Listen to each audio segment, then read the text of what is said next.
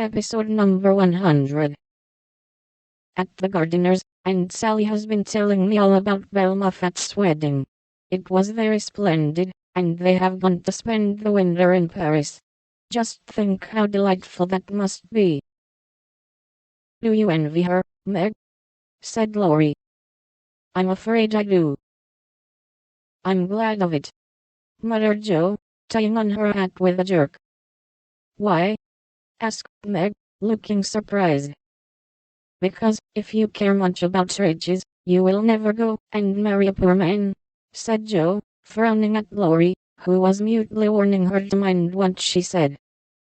I shall never go and marry anyone, observed Meg, walking on with great dignity, while the others followed, laughing, whispering, skipping stones, and behaving like children, as Meg said to herself, though she might have been tempted to join them if she had not had her best dress on.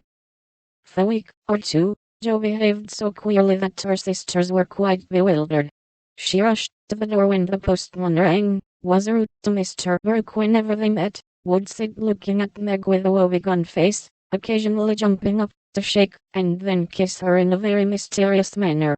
Laurie and she were always making signs to one another, and talking about spread eagles, till the girls declared they had both lost their wits.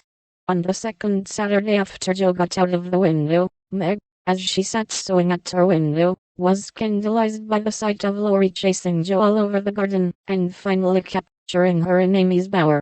What went on there, Meg could not see, but shrieks of laughter were heard, followed by the murmur of voices and a great flapping of newspapers. What shall we do with that girl? She never will behave like a young lady, sighed Meg, as she watched the race with a disapproving face. I hope she won't. She's so funny and dear as she is, said Beth, who had never betrayed that she was a little hurt at Jo's having secrets with anyone but her. It's very trying, but we never can make her come laugh, added Amy, who sat making some new frills for herself, with her curls tied up in a very becoming way, two agreeable things that made her feel unusually elegant and ladylike. In a few minutes Jo bounced in, laid herself on the sofa, and affected to read. Have you anything interesting there? Asked Meg, with condescension. Nothing, but a story, won't amount to much, I guess, returned Jo, carefully keeping the name of the paper out of sight. You'd better read it aloud. That will amuse us, and keep you out of mischief, said Amy in her most grown-up tone. What's the name? Asked Beth, wondering why Jo kept her face behind the sheet. The Rival Painters. That sounds well. Read it, said Meg. With a loud hem and a long breath, Jo began to read very fast.